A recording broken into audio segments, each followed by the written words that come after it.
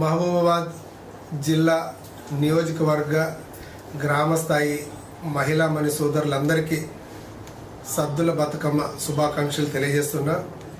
ముఖ్యంగా రేపు సోమవారం 29వ తారీఖు నాడు మనకు సద్దుల బతుకమ్మ జరగబోతా ఉంది.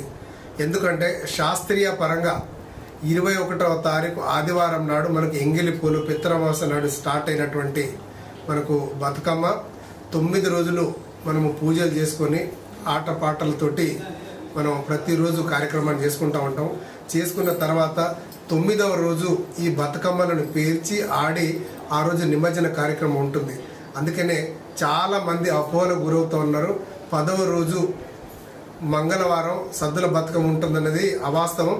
దయచేసి అందరూ వాస్తవంగా నేను ఆచార్యులను శాస్త్రీయ పరంగా జరగాలి అని చెప్పేసి నేను సుధాకర్ శాస్త్రి గారు అయ్యగారైనటువంటి మన శివాలయం టెంపుల్ ఆచార్యులతోటి నేను కనుక్కున్న వారు కూడా ఒక రికార్డ్ మెసేజ్ పెట్టడం జరిగింది. అందుకే దయచేసి మహిళా మణి సోదరిమణులందరికీ ఒకటే కోరుతా ఉన్నా, రేపు సోమవారం సాయంత్రం మనం అందరం సద్దుల బతుకమ్మను జరుపుకుందామని తెలియజేస్తూ మహిళా మణి సోదరిమణులందరికీ పేరు పేరున సద్దుల బతుకమ్మ శుభాకాంక్షలు తెలియజేస్తున్నాం.